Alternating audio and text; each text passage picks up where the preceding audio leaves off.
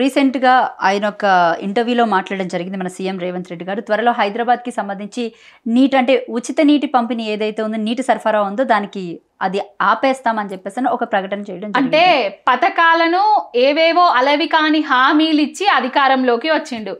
అధికారంలోకి వచ్చిన తర్వాత ఆ హామీలను నెరవేర్చే దమ్ము లేదు, ధైర్యం లేదు.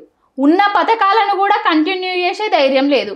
నీళ్లను అంటే ఏదైతే కేసీఆర్ గారు కాళేశ్వరం ప్రాజెక్టు కట్టిండ్రో, కాళేశ్వరం ప్రాజెక్టు కట్టి మిషన్ భగీరథ అనేసి కట్టి ఇంటింటికి నల్లా నీళ్ళు ఇచ్చిండ్రో, రూపాయి ఖర్చు లేకుండా ఇప్పుడు వాటిని డబ్బులు ఇస్తేనే ఇస్తామని చెప్తున్నారు. బేసిక్గా తెలంగాణ తెచ్చుకుంది నీళ్లు, నిధులు, నియామకాల కోసం. అసలు నీళ్లు మొన్నటిదాకా చెప్పాలంటే గత 10 ఏళ్ల కిందటి చూసుకుంటే నీళ్ల గురించి తెలంగాణ ప్రజలు ఏ రకంగా ఇబ్బందులు పడ్డారో, అలాగే 60 ఏళ్లల్లా తెలంగాణలో రైతన్నలు పట్టుకొని ఏ విధంగా ఇబ్బంది పడ్డారు అంటే, గోదావరి తలాపున వారుతుంది గోదావరి, నా సేను నా సెలక ఎడారి అని పాడుకున్నారు.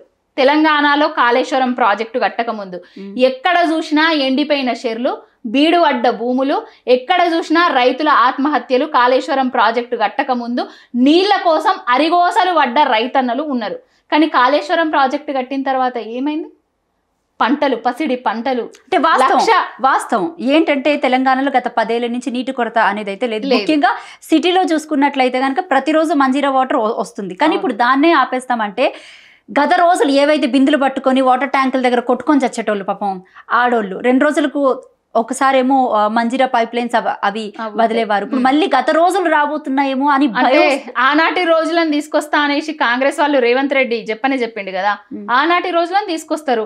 60 ఏళ్ళు అరిగోస పడ్డం కదా నీళ్ల కోసము, అవే అరిగోస విధానాన్ని మళ్ళీ తీసుకొని వస్తాడు కావచ్చు రేవంత్ రెడ్డి. ఒకవేళ నిజంగానే అలాంటి ప్రతిపాదన మళ్ళీ తెర మీదకి తెస్తే, ఒకవేళ దానికి ముందడుగులు వేస్తే ఎలా ఉండబోతుంది అంటారు తెలంగాణ? అంటే రైతులైతే రోడ్ల మీదకి వస్తారు. ఇప్పటికీ కేసీఆర్ గారి లేక అస్తావ్యస్తంగా అవుతున్న తెలంగాణ రైతాంగం ఇప్పటికీ రేవంత్ రెడ్డి మీద ఎంత కోపంతో ఉన్నారో అందరికీ తెలుసు.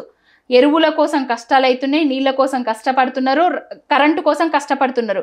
18 నెలలలోనే అరిగోస పెడుతున్నారు రైతన్నను, తెలంగాణలో ఉన్న ప్రతి ఒక్క వర్గాన్ని. 10 ఏళ్ల లేని గోస 20 నెలల్లోనే ఏ విధంగా వస్తుంది, ఏ విధంగా వస్తుంది అనేది ప్రజలందరూ గమనిస్తున్నారు. ఇక్కడ నుంచెల్లైనా నీళ్లు చక్కగా ఇయ్యకపోతే యుద్ధం చేస్తారు ప్రజలు. ఊర్లలో ఉన్న ప్రజలు రోడ్ల మీదకి వచ్చి, వీళ్ళ ఇప్పటికే కాంగ్రెస్ వాళ్ళు ఊళ్ళలోకి పోయే పరిస్థితి లేదు. గెలిచిన ఎమ్మెల్యేలు ప్రజలతోటి మాట్లాడే పరిస్థితి కూడా లేదు. అట్లాంటిది రేపు రాబోయే రోజులల్లా ఏ ఎలక్షన్ వచ్చినా కూడా నీటి మీద నీటి యుద్ధాలు కూడా జరుగుతాయి. ఇక